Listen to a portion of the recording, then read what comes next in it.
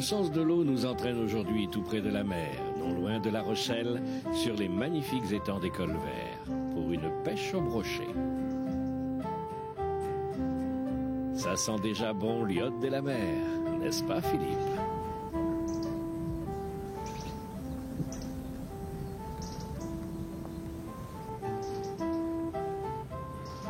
Alors Philippe, t'as bien dormi cette nuit? Excellemment bien. Alors nous allons pouvoir entamer notre visite conviviale par les étangs des Colverts. Les étangs des Colverts, c'est situé à 15-20 minutes de La Rochelle. Et c'est un lieu de pêche extraordinaire où tu peux pêcher tout ce que tu veux. Des sambes, des surgeons, du brochet, même de la truite. D'ailleurs, tiens, Alex qui arrive, avec qui nous avons passé la soirée hier, va nous expliquer comment il a créé les étangs et ce qu'il fait dans les étangs des Colverts. Salut Alex. Pierre. Bonjour Alex. Alexis, donc tu es le propriétaire du domaine. Est-ce que tu pourrais nous en parler un petit peu? Bah écoute, je vais t'expliquer tout ça. Bon, il y a 4 ans, avec ma sœur, on a décidé un peu de diversifier par rapport à l'agriculture qui ne marchait pas trop. Et puis donc on a créé les étangs des Colverts. D'accord. Donc combien d'étangs il y a sur les Colverts? Donc il y a 2 étangs. Il y a un étang qui fait 2 hectares, qui est plutôt destiné pour la pêche à la truite. Et puis après un étang plutôt pour le carnassier et la carpe, qui fait 2,5 hectares celui-là. D'accord. Les dates d'ouverture? Donc on commence à pêcher début février et on ferme fin août. Tu dois faire des heureux avec une ouverture début février. Ah ça c'est certain. Hein? Bon bah écoute Alexis, si tu en es d'accord, j'aimerais bien que tu me le fasses découvrir ton domaine. Écoute, allons-y. Eh ben c'est parti.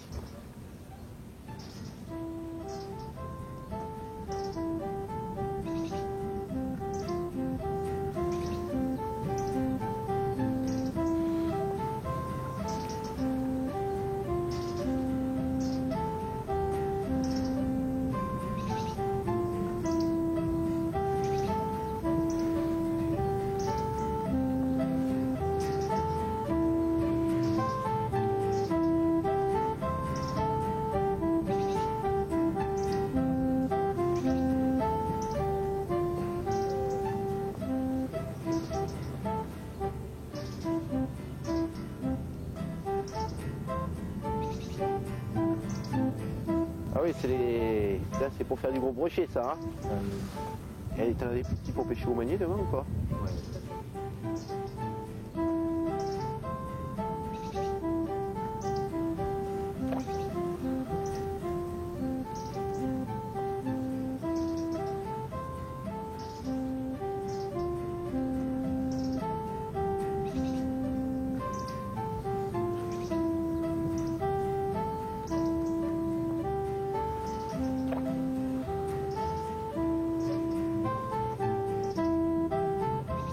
Alors Alex, on vient de lancer notre vif, hein, donc le bouchon se déplace, apparemment donc le vif est en pleine forme. Donc moi en général quand je pêche donc avec un bouchon soit opposé, soit comme ça libre qui se déplace, donc là bon, on ne l'a pas mis sur le fond. Souvent je fais une pêche active à côté, hein, type cuillère ou leurre, parce que on sait qu'au bouchon ou à la plombée on a tendance à pêcher qu'une zone, hein, alors que avec ça on a une pêche active à côté qui nous permet de prospecter un petit peu non seulement la zone autour, parce que des fois on peut peut-être faire venir un carnassier qui va suivre la cuillère ou le leurre, qui viendra prendre le vif, et on peut prospecter peut-être quelques zones à côté. C'est une bonne idée. Bon. Ça va nous réchauffer un peu. Voilà, en plus, bon écoute, on prend chacun notre canne et puis on y va, on va essayer de peigner tout autour, là, voir ce qu'on peut arriver à prendre, hein, d'accord? Allez, c'est parti. Bon, tu te mets de ce côté-là, je me mets de l'autre côté. On va déjà voir si on peut pas en faire arriver un le long du vif.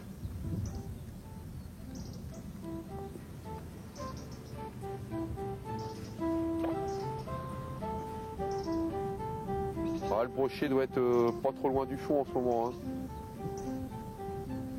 Il doit se situer, on va dire quoi, 20-30 cm au-dessus du fond peut-être, hein. On est encore dans une saison assez fraîche. C'est ton point de vue aussi, non? Ouais, il fait de l'eau pas très chaude là. On va essayer de les énerver un petit peu.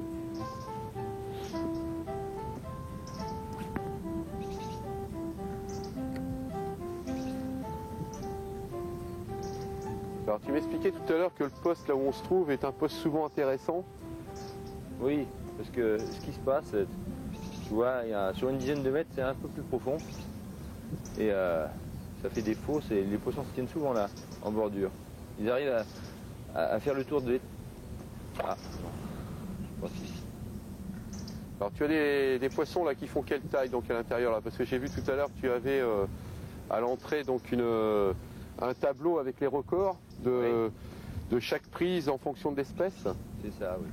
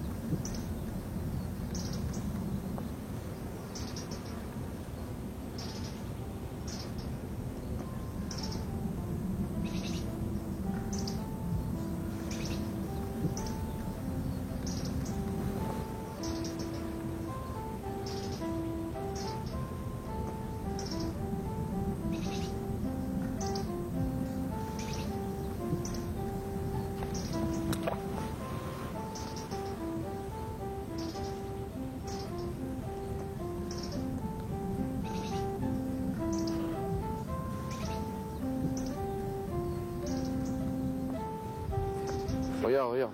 Oh, t'as quelque chose? Il m'a fait une petite touche. Bon, on sera pas bredouille déjà. Ah ça c'est important ça la pêche. Ah regarde, petit brochet. Ouais. Quand tu me le T'as mets vu dedans, comme il je est pose beau l'épuisette. Tu vas l'amener tranquillement. Hop. Voilà. Il y est. Ben voilà. Ben, ça commence pas mal. Ah, il doit pas faire la maille, mais... Non, non. Oh, c'est des poissons qu'il faut laisser grossir un petit peu. Oui. Ah, il a bien engamé la cuillère. Hein, quand même. Attends, il y a une sorte On va de avoir la ciseau. pince là, ouais.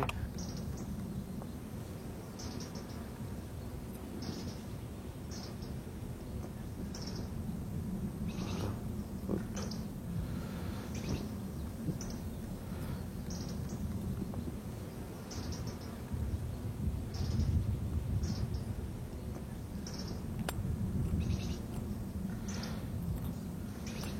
Le problème avec les brochets, c'est que quand tu as décroché l'hameçon, les dents arrivent à trouver le fil ou la cuillère. Bon bah écoute, ce que je te propose, on va le mettre dans la bourriche pour l'instant, peut-être pour pas affoler trop sur le coup. Hein, tu me tiens la bourriche? Ok. Parce que sinon il risque d'affoler les autres. Allez, puis on le remettra à l'eau tout à l'heure. Hein. Ok. On va s'y remettre. Marche bien ces petites cuillères là. Desserrer le frein un peu.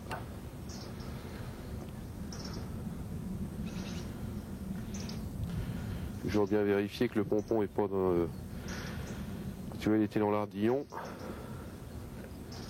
Qu'est-ce qu'il y a comme profondeur là maximum là sur ton étang là? Alors, donc, sur le bord, là, on va arriver au plus profond à 3 mètres, quoi.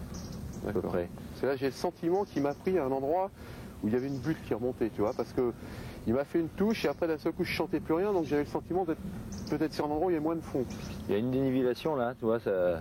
Il y a une fosse qui fait 2 mètres 50, 3 mètres, et après ça remonte à, je pense qu'il y a à peu près 1 mètre 50, quoi. Ah, d'accord.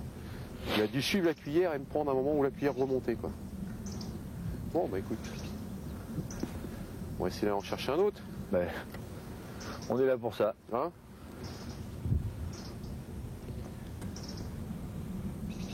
Et tu as des poissons là, à l'intérieur de cet étang qui font quelle taille maximum? Ah, là, je pense qu'on va arriver, ouais, un peu plus de 10 kilos, quoi. Ah oui, quand même. Ouais, oui. Mais ils sont C'est- pas faciles à prendre, ceux-là. Ça va être essentiellement des femelles, je suppose. Oui. Mais on prend d'abord les petits, c'est ça le Ouais, problème. ouais. Bah, c'est vrai qu'on dit toujours hein, sur le carnassier que les petits sont souvent moins craintifs que les gros. Hein. Donc c'est vrai que ces poissons de cette taille-là, les poissons de 40, si tu peux arriver à en prendre 3-4 de suite sans taper un seul gros de la journée. Hein. Et alors là, donc pendant la saison, là, vous avez une moyenne de t'as déjà calculé la moyenne de visiteurs que tu pouvais avoir? Sur l'étang à carnassier, là, alors, je pense que par week-end, on a une centaine de pêcheurs. Ah oui. Bon, généralement, ils pêchent avec 3 cannes. Ils mettent généralement 2 cannes au vif et puis une canne au leurre et ils se déplacent après. Et vous avez la réglementation par rapport à un nombre de cannes ou comment ça se passe? Non, c'est suivant le désir du client. D'accord. Donc ça veut dire que les gens peuvent même pêcher avec 7, 8, 10 cannes s'ils veulent? Pas de problème.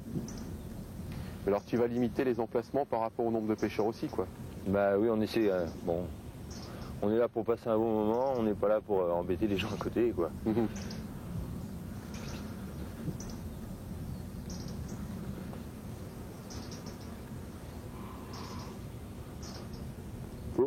Là.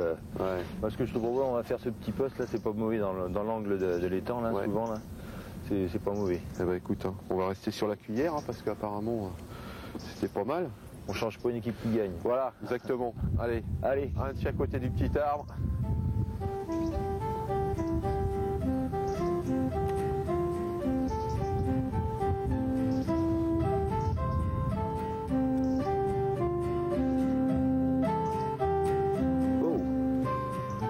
oh putain, ça met des coups de tête.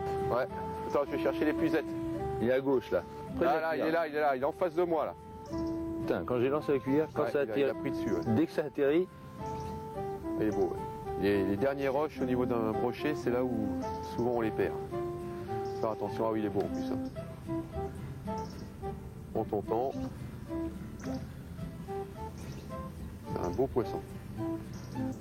ah, ça doit faire 65 peut-être, 70. De toute façon, quand t'as un poisson, il est toujours beau. Oui.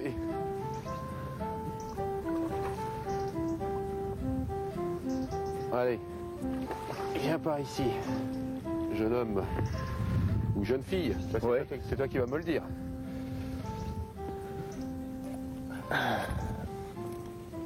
Je vais aller chercher la poisson. Ouais.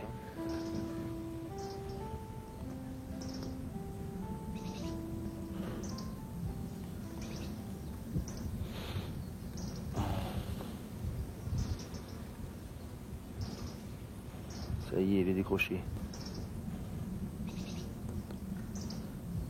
Tiens, viens voir Philippe là.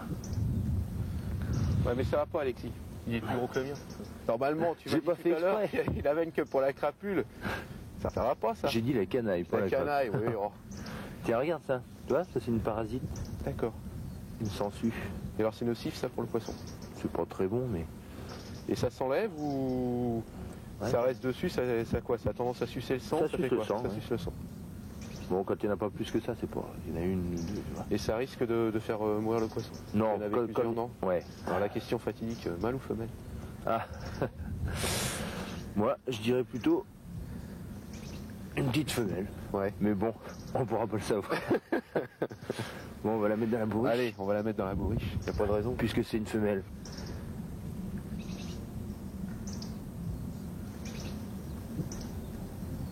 Allez, hop, rejoins ton copain.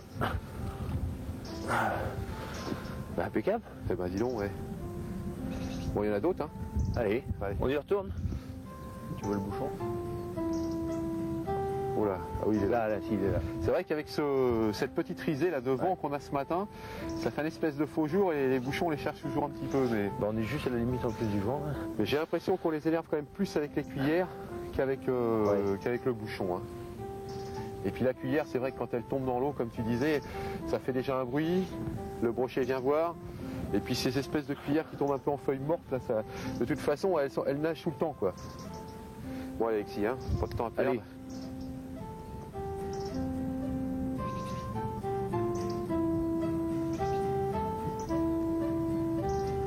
Hop, j'en ai un autre.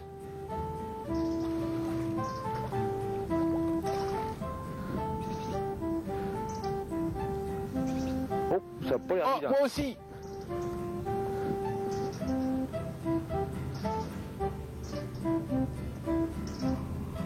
Il est pas vilain non plus. Ça tire, toi? Alors, l'épuisette. Ah oui. On fait le doublé dans l'épuisette aussi?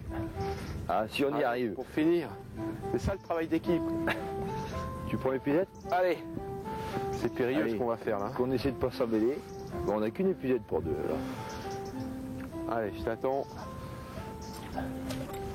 Et voilà. Eh ben dis donc. Mais ça, c'est du beau travail. Voilà. Et Alexis, Félicitations. travail d'équipe.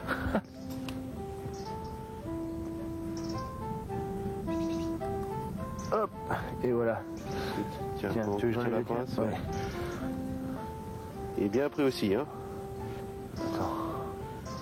est pris de l'autre côté, je crois. Pas trop dans ma main. Eh ben voilà.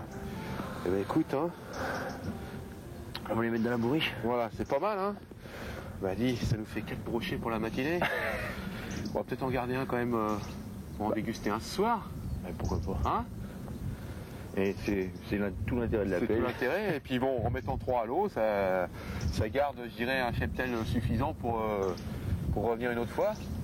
Hein? Ok, pas de problème. Allez, on va mettre ça dans la bourriche. Le sens de l'eau vous emmène très souvent chez des cuisiniers de renom. Mais il existera toujours ce que l'on appelle la cuisine familiale. Et c'est au Charles-Quint que nous avons donné rendez-vous, à Ballon très exactement, pour une cuisine très simple mais non moins délicieuse. Un brochet au courbouillon. Ce soir, nous sommes au Charles-Quint, en Charente-Maritime. Je vais vous préparer un brochet au courbouillon. Je vais préparer mon courbouillon avec un bouquet garni, des carottes, de l'oignon, du gros sel et du poivre. Alors, je vais préparer tout de suite le courbouillon. C'est très simple et c'est très bon avec de la mayonnaise.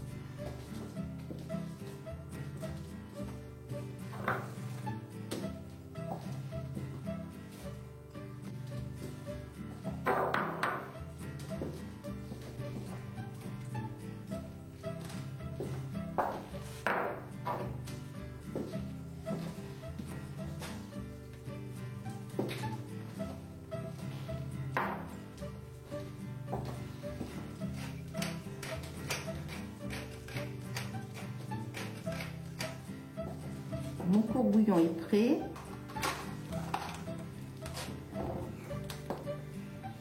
Voilà, et on va laisser bouillir 1 heure.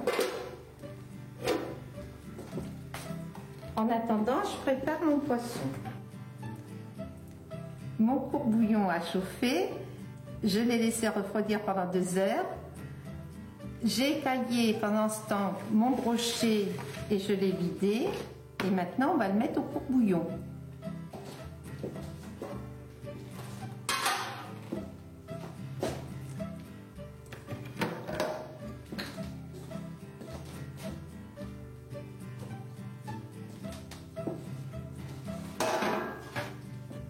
On le laisse cuire pendant 20 minutes à peu près.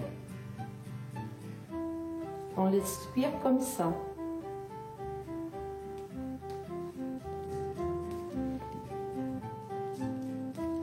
Pierre, j'ai passé une journée magnifique. Eh bien, je suis très content pour toi.